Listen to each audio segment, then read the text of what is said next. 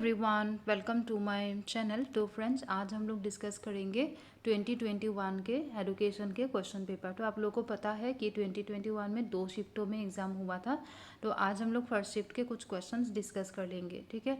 तो फ्रेंड्स, ये मेरे टेलीग्राम ग्रुप का नाम है, ये नाम सर्च करके आप ग्रुप ज्वाइन कर लेना, ठीक है। फिर मेरे क्लास के जो इंपॉर्टेंट लिंक्स होते हैं ग्रुप में आपको मिल जाएगा। चलो अभी स्टार्ट करते हैं 2021 के फर्स्ट शिफ्ट के क्वेश्चन पेपर। अच्छा, फर्स्ट क्वेश्चन पूछा है कि इनमें से कौन कौन सा क्राइटेरियन रेफरेंस टेस्ट से रिलेटेड है। तो हमें ये पता है कि नॉर्म रेफरेंस होता है जब हम नॉर्म रेफरेंस टेस्ट किसको कहते हैं, जब हम दो या दो से ज़्यादा इंडिविजुअल के बीच उनके रैंक को कंपेयर करते हैं, किसको फर्स्ट पोजीशन मिला, किसको सेकंड पोजीशन मिला। वो अगर ये सब कुछ अगर हमें पता है तो फिर वो रैंक वो है नॉर्म रेफरेंस टेस्ट, ठीक है। रिलेटिव पोजीशन जब हमें पता होता है, परसेंटाइल रैंक हमें जब पता होता है, तो ये दोनों नॉर्म रेफरेंस से रिलेटेड हो गया, सी एंड डी। तो आप सी एंड डी को हटाओ इनमें से, यहाँ पे जो भी ऑप्शंस दिया है सी एंड डी को हटाने से हम लोगों का करेक्ट आंसर बनते हैं ऑप्शन नंबर 1, ठीक है। नेक्स्ट हम देखते हैं, इसमें पूछा गया एसर्शन रीजन है एंड पूछा गया कि एसर्शन में बोला गया कि रिलायबिलिटी कोफिशिएंट का वैल्यू 0 से 1 के बीच होते हैं, क्योंकि ये कभी नेगेटिव नहीं हो सकता। बिल्कुल ठीक बोला, रिलायबिलिटी कोफिशिएंट कभी भी नेगेटिव नहीं हो सकता, क्योंकि यहाँ पे जो कोरिलेशन है रिलायबिलिटी में हम क्या करते हैं, एक टेस्ट स्कोर का जो कोरिलेशन है उनके खुद के साथ ही देखते हैं, ठीक है। इसीलिए इनका स्कोर कभी भी नेगेटिव नहीं हो सकता। और यहाँ पे रीजन भी बिल्कुल ठीक दिया है। तो option number 3 is the correct option, कि दोनों स्टेटमेंट करेक्ट है, R is the correct explanation है। यहाँ पे पूछा गया इंडिपेंडेंट वेरिएबल को टेक्निकली क्या कहा जाता है। तो इंडिपेंडेंट वेरिएबल को टेक्निकली ट्रीटमेंट वेरिएबल कहा जाता है। एक रिसर्चर ने एक स्टडी कंडक्ट किया है, उनको एक इनिशियल आइडिया लेना है। हम लोग जब सिर्फ इनिशियल आइडिया लेने के लिए रिसर्च करते हैं वो होता है exploratory research. Then case study method ज़्यादातर कहाँ यूज़ होता है, किसी के कल्चर स्टडी करने के लिए, तो एथनोग्राफिकल डिज़ाइन में ज़्यादा यूज़ होगा। एक कंपनी को कोई किसी पर्सन को काम में लेना है तो वो एबिलिटी के बेसिस पे लेंगे, मतलब सिलेक्शन टेस्ट लेंगे, उनमें देखेंगे कि किस पर्सन का एबिलिटी है उस काम के लिए। तो ये एप्टीट्यूड टेस्ट होगा, एबिलिटी टेस्ट करने के लिए जो लिया जाता है। नेक्स्ट है एक नेगेटिवली स्क्यूड कर्व है, तो कौन सा ऑप्शन फॉल्स होगा। नेगेटिवली स्क्यूड कर्व में क्या होता है, ये होता है नेगेटिवली स्क्यूड कर्व, मतलब टेस्ट जब इजी होता है तो हमें नेगेटिवली स्क्यूड कर्व मिलता है। तो अगर ट्रू पूछता, यहाँ पे फॉल्स पूछा जा रहा है, तो ये दोनों तो फॉल्स में नहीं आएगा, ठीक है। लेकिन नेगेटिवली स्क्यूड कर्व में क्या होता है, एक रिलेशन है मीन मोड मीडियन में, क्या है कि मोड सबसे बड़ा होता है, देन मीडियन आते हैं, मोड सबसे बड़ा होता है, देन मीडियन आते हैं एंड उसके बाद मीन आते हैं, ठीक है। तो उस हिसाब से देखा जाएगा। तो ऑप्शन नंबर 3 एंड 4 दोनों फॉल्स ऑप्शन है, तो ये दोनों इसीलिए यहाँ पे करेक्ट ऑप्शन हो जाएगा, क्योंकि फॉल्स पूछा था आपको। यहाँ पे पूछा है कि क्रिटिकल पेडागोजी के अकॉर्डिंग कौन सा स्टेटमेंट करेक्ट है। तो क्रिटिकल पेडागोजी पोलो फ्रेडी का है एंड उन्होंने बोला था कि बच्चों को क्रिटिकली सोचना सिखाओ।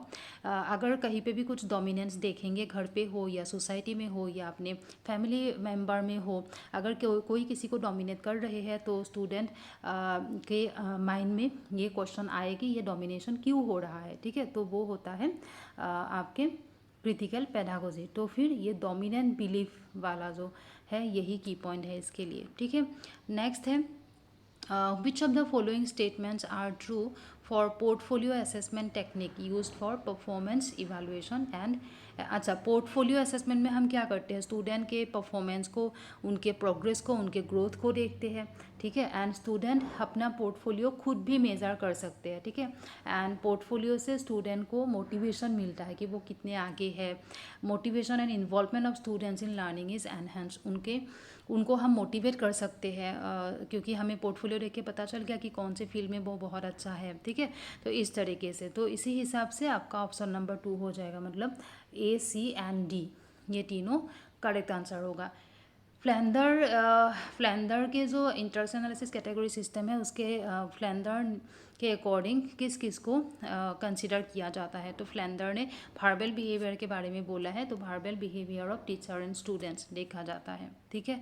नेक्स्ट है इनमें से कौन कौन सा क्वांटिटेटिव रिसर्च के अकॉर्डिंग करेक्ट है। तो हमें पता है कि क्वांटिटेटिव रिसर्च में हाइपोथेसिस हम बनाते हैं, हाइपोथेसिस मतलब वेरिएबल्स में रिलेशन देखते हैं एंड फिर लास्ट में हम जनरलाइजेशन करते हैं। तो ऑप्शन बी, डी एंड ई, तो बी डी ई कौन सा है, option number 4 is the correct option. The system of object, अच्छा यहाँ पे पूछा गया कि रिटन और वर्बल कम्युनिकेशन, कम्युनिकेशन अगर किसी के रिटन और वर्बल कम्युनिकेशन को एनालाइज करना है कि इनका ऑब्जेक्टिव्स क्या है, ये जो रिटन कम्युनिकेशन है या जो वर्बल स्पोकन वर्बल कम्युनिकेशन हो रहा है, इनके पीछे क्या ऑब्जेक्टिव्स है, मतलब उन टेक्स्ट को हम समझने के लिए कोशिश कर रहे हैं, तो उसको कहा जाता है कंटेंट एनालिसिस। ठीक है, ये फिर से पोर्टफोलियो असेसमेंट से रिलेटेड क्वेश्चन है। पोर्टफोलियो में हम क्या करते हैं, स्टूडेंट के प्रोग्रेस को देखते हैं over a period of time. तो option number 3 is the correct option. Next यहाँ पे पूछा गया कि इनमें से कौन कौन सा ऑर्डिनल स्केल में आते हैं। अच्छा देखो, तो हम जानते हैं कि ऑर्डिनल स्केल में क्या होता है, जो ऑर्डिनल स्केल में होते हैं उसमें मोड एंड मीडियन नहीं होता है, mode and median mode and median होते हैं, ठीक है, लेकिन मीन नहीं होते हैं। तो आप देखो स्टूडेंट के टी स्कोर जब बोला जाएगा, टी का फॉर्मूला क्या है, mean of the first group minus mean of the second group by standard error of deviation, मतलब इसमें मीन आते हैं, तो बी ऑर्डिनल स्केल में नहीं आ सकते, तो बी को हटाओ आप ऑप्शन में से, तो रह गया आपका ऑप्शन नंबर 2। ठीक है, देन यहाँ पे पूछा गया क्वालिटेटिव रिसर्च के अकॉर्डिंग कौन कौन सा करेक्ट है। तो क्वालिटेटिव रिसर्च में हम क्या करते हैं, हम कोई भी घटना हो जो भी है, हम उसको अंडरस्टैंड करने के लिए कोशिश करते हैं, एक्सप्लोरेशन तो होता ही है एंड इंटरप्रिटेशन, रिजल्ट देने के लिए कोशिश करते हैं लास्ट में। ठीक है, तो option number 2 is the correct option.